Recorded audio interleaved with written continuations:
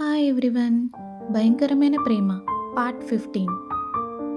గమనిక: ఈ పాత్రలు నటులకు సంబంధించినవి కావు. ఇది కేవలం కల్పిత ప్రయోజనం కోసం మాత్రమే. ఏదైనా తప్పులు ఉంటే క్షమించండి. అనిక చాలా అలసిపోయింది. అనికకు విశ్రాంతి అవసరం. నిశ్శబ్దంగా ఉంది. పెళ్ళి అంటే చాలా శబ్దం, చాలా జనసమూహం ఉంటారు. అది అనికకు మంచిది కాదు అని అధీర్ అబద్ధం చెప్పాడు అనిక తల్లిదండ్రులకు. అనిక నిరసన తెలపాలనుకుంది. అనిక బాగానే ఉందని చెప్పడానికి ప్రయత్నించింది. కానీ అధీర్ వేళ్ళు అనిక భుజంలోకి చాలా కొద్దిగా దిగాయి. నిశ్శబ్ద హెచ్చరిక అది. అనిక తల్లి నిరాశ చెందింది. కానీ బేటా, అప్పుడు ప్రధాన వేడుకలకైనా పెళ్లి రోజైనా అనిక అక్క అక్కడ ముఖ్యం కదా అని అనింది. అధీర్ దవడ బిగిసిపోయింది. అనిక కళ్ళల్లో ఆశను, అనిక తల్లిలో నిరాశను అధీర్ చూశాడు. అధీర్ లెక్కించాడు. పూర్తిగా తిరస్కరించడం ఇబ్బంది కలిగిస్తుందని అనుకున్నాడు. అది అధీర్ అనికను బాధ పెట్టవచ్చు. మరియు అధీర్ అనికను సంతోషపెట్టడానికి చాలా కష్టపడుతున్నాడు. అప్పుడు అధీర్ ఆలోచించి ఒక రాయితీ ఇచ్చాడు. కానీ అధీర్ అది కూడా ఒక షరతులపై. అనిక వివాహ వేడుకకు హాజరు కావచ్చు అని అధీర్ చెప్పాడు. ఇది రాజా ఆజ్ఞ అని, చర్చ కాదని అధీర్ స్వరం స్పష్టం చేసింది. కేవలం పెళ్లి వేడుకకు మాత్రమే, మెహందీకి కాదు, సంగీత్కి కాదు.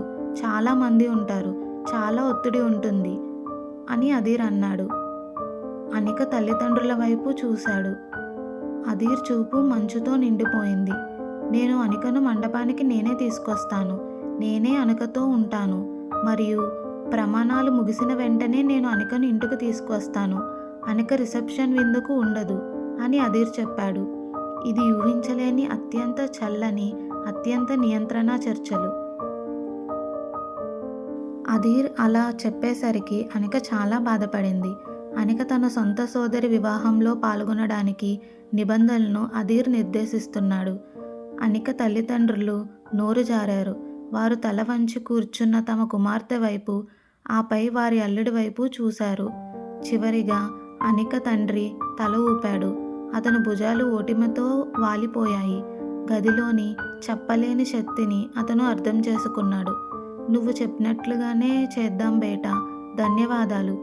మేము మండపం వద్ద మీ ఇద్దరినీ చూస్తాము అని అన్నాడు అనిక తండ్రి. అనిక తల్లి తండ్రి వారు తమ ఇబ్బందికరమైన వీడ్కోలు చెప్పి త్వరగా వెళ్ళిపోయారు. వారు నిరాశతో గాలి భారంగా ఉంది. వారు వెళ్ళినప్పుడు డైనింగ్ గదిలో నిశ్శబ్దం అణిచివేయబడింది. అనిక గొంతులో ఏడుపు వచ్చింది. నిమిషాలలో అనిక ఉత్సాహం యొక్క శిఖరాల నుండి నిరాశ యొక్క లోతుల్లోకి వెళ్ళిపోయింది. అధీర్ అనిక వైపు తిరిగి అనిక కన్నీళ్లను చూశాడు. అధీర్ ముఖం చింతించింది. అధీర్ అనిక ముఖాన్ని కప్పి అనికను తన వైపు చూడమని బలవంతం చేశాడు. ఎందుకు ఏడుస్తున్నావు జాన్? అధీర్ నిజంగా అయోమయంగా అడిగాడు అనికని. నువ్వు వెళ్ళవచ్చని చెప్పాను కదా. నీ చెల్లి పెళ్లి చేసుకోవడం చూడటానికి నేను నిన్ను అనుమతిస్తున్నాను. నేను నీకు నచ్చింది చేస్తున్నా కదా అని అన్నాడు అధీర్. అధీర్ అనిక కన్నీళ్లను తుడిచాడు. తన బొటనవేలుతో, నువ్వు అందంగా కనిపిస్తావు. నేను నీకు కొత్త చీర కొని ఇస్తాను. అత్యంత అందమైనది. నేను నిన్ను ఎంతగా ప్రేమిస్తున్నానో అందరూ చూస్తారు. నేను ఎంత బాగా ప్రతిదీ జాగ్రత్తగా చూసుకుంటాను. నువ్వు దేని గురించి ఆందోళన చెందాల్సిన అవసరం లేదు. నేను నీతోనే ఉంటాను మొత్తం సమయం అని అధీర్ అనికకు చెప్తున్నాడు. అధీర్ అనికకు బహుమతి ఇచ్చాడని అనుకుంటున్నాడు. అనిక హృదయాన్ని మళ్ళీ బద్దలు కొట్టాడని అధీర్కి తెలియదు. అధీర్ కుటుంబ ఆనందాన్ని ఒక్క క్షణం తీసుకొని దానిని తన నిఘాలో ఉన్న మరొక నియంత్రిత పర్యవేక్షణలో జరిగిన కార్యక్రమంగా మార్చాడు అధీర్. అనిక కోసం వివాహ మండపం అనిక బంగారు పూతతో కూడిన పంజరంలో మరొక గదిలాగా అనిపించింది. అనిక తల్లిదండ్రులు వెళ్ళిన తరువాత నిశ్శబ్దం దట్టంగా మరియు బరువుగా ఉంది. అనిక ఇప్పటికీ గాలిలో వారి నిరాశ యొక్క చూపులను అనుభవించగలిగింది. అనిక తల్లి ముఖంలో నలిగిన రూపాన్ని అనిక ఇప్పటికీ చూడగలిగింది. అనిక ఒక సాధారణ రోజు కలని అనుభవించిన చిన్న ఆశ, అనిక పాత జీవితంలోని ఒక రుచి అదీర్ యొక్క చల్లని తార్కిక నియంత్రణ ద్వారా ఆవిరైపోయింది. అదీర్ ఇప్పటికీ అనికను పట్టుకొని అనిక జుట్టును నిమురుతూ అనిక కోసం కొనే అందమైన చీర గురించి అనికకు చెప్తున్నాడు. అదీర్ అనికతో చాలా సంతోషంగా ఉన్నాడు. తన ప్రేమ గురించి చాలా నమ్మకంగా ఉన్నాడు. అనిక లోపల ఏదో శబ్దం విరిగిపోయింది. అది ఒక చిన్న శబ్దం, కొమ్మ విరిగిపోయినట్లుగా ఉంది. కానీ అది వారాలు, నెలలు ఒంటరితనం, ఊపిరాడకపోవడం, నిశ్శబ్ద కన్నీళ్లను ఆపి ఉంచే ఆనకట్టు. అనిక అదీర్ కౌగిలి నుండి వెనక్కి నెట్టింది. అనిక శరీరం మొత్తం వణుకుతూ లేచి నిలబడింది. ఆ కదలిక చాలా అకస్మాత్తుగా, ఊహించని విధంగా జరిగింది. అదీర్ అనిక వైపు చూసి ఆశ్చర్యపోయాడు. లేదు అని అనిక చెప్పింది. అనిక గొంతు మెల్లగా ఉంది, కానీ అది గాజులా పదునుగా ఉంది. అదీర్ సున్నితమైన మొహం స్తంభించిపోయింది. జాన్, అదేంటి, ఏమైంది? నేను కాదు అన్నానా? ఈసారి అనిక గొంతు బిగ్గరగా, భావోద్వేగంతో వణుకుతోంది. నాకు నీ కొత్త చీర వద్దు. నా ప్రతి కదలికను గమనిస్తూ నువ్వు 1 గంట కూడా ఉండాలనుకోవడం లేదు. నేను నా కుటుంబంతో ఉండాలనుకుంటున్నాను. నా చెల్లికి సహాయం చేయాలనుకుంటున్నాను. నేను సాధారణంగా ఉండాలనుకుంటున్నాను అని అనిక గట్టిగా చెప్పింది. ఇప్పుడు అనిక ముఖంలో కన్నీళ్లు కారుతున్నాయి. కానీ అనిక అవి పట్టించుకోలేదు. ఒకసారి ప్రారంభమైన తర్వాత ఆ మాటలు ఆపుకోలేకపోయింది. నేను అలసిపోయాను అదీర్. నేను ఈ జీవితంలో విసిగిపోయాను. నాకు ఇకపై ఇలా జీవించడం ఇష్టం లేదు. నీ భార్య కావడం అంటే ఇదే అయితే నేను వెళ్ళిపోతాను అని అనిక గట్టిగా చెప్పింది. అనిక నోటి నుండి మాటలు బయటకు రాగానే గదిలోని గాలి మారిపోయింది. అదీర్ నెమ్మదిగా పైకి లేచాడు. అదీర్ ముఖంలోని గందరగోళం కరిగిపోయింది. దాని స్థానంలో ఏదో ఖాళీగా ఉంది, భయంకరమైనది. తుఫాను ముందు ప్రశాంతత అది. నువ్వేం చెప్పావు? అదీర్ అడిగాడు. అదీర్ స్వరం ప్రమాదకరంగా తగ్గింది. కానీ అనిక భయపడటానికి చాలా దూరంగా ఉంది. నేను వెళ్ళిపోతాను. నేను ఇక ఇలా చేయలేను.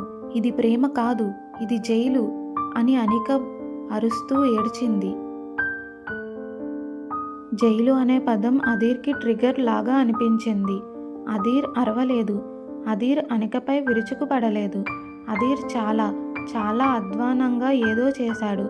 అదీర్ సగం నవ్వు, సగం ఏడుపుతో కూడిన శబ్దాన్ని విడుదల చేశాడు. ముడి విరిగిన శబ్దం అది. నువ్వు నన్ను వదిలి వెళ్ళాలనుకుంటున్నావా?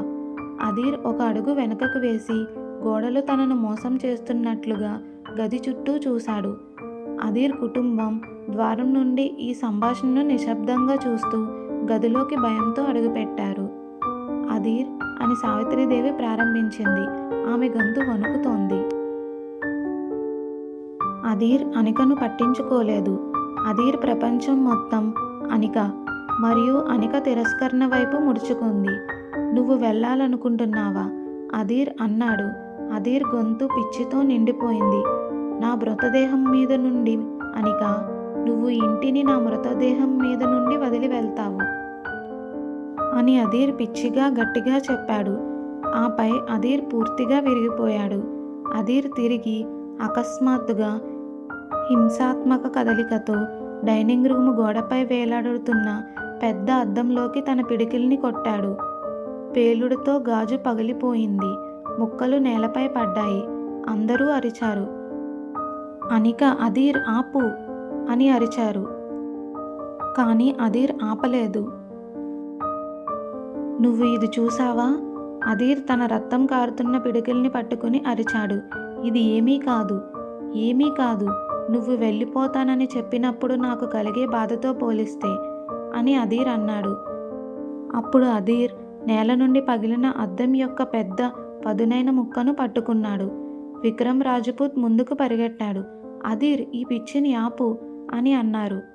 కానీ అదీర్ గాజు ముక్కను వారి వైపు కాదు, అనిక వైపు కాదు, తన సొంత ఛాతీ వైపు చూపించాడు. అదీర్ గుండె పైన. అదీర్ చేయి వణుకుతోంది. అదీర్ పిడికల నుండి రక్తం అదీర్ తెల్లటి కుర్తాపై కారుతుంది. నువ్వు వెళ్ళాలనుకుంటున్నావా? అదీర్ అనిక వైపు అరిచాడు. అదీర్ గొంతు చాలా తీవ్రమైన నొప్పితో పగిలిపోతుంది. అది చూడడానికి భయంకరంగా ఉంది. అయితే వెళ్ళు, ఆ తలుపు నుండి బయటకు వెళ్ళు. కానీ నువ్వు బయటకు అడుగుపెట్టిన క్షణం నేను ఈ గాజుని నా హృదయంలోకి గుచ్చుకుంటాను అని అధీర్ అన్నాడు. నేను ఇక్కడే చనిపోతాను. ఎందుకంటే నువ్వు వెళ్ళిపోతే నాకు జీవించడానికి ఎటువంటి కారణం లేదు. నా హృదయం నీకోసమే కొట్టుకుంటుంది. నువ్వే నా ప్రాణం. నువ్వు లేకుంటే నేను ఏమీ లేదు అని అంటూ అధీర్ ఇప్పుడు ఏడుస్తున్నాడు. అధీర్ కళ్ళలోని పిచ్చితనం అంతా అయిపోయింది. ఇది ప్రదర్శన కాదు. ఇది అధీర్ ఆత్మ యొక్క ముడి. భయంకరమైన నిజం ఇది. Next part continuous. అధీర్ మరియు అనిక ప్రేమను తెలుసుకోవడానికి లైక్ చేసి, షేర్ చేసి, సబ్స్క్రైబ్ చేయండి. Thanks for watching.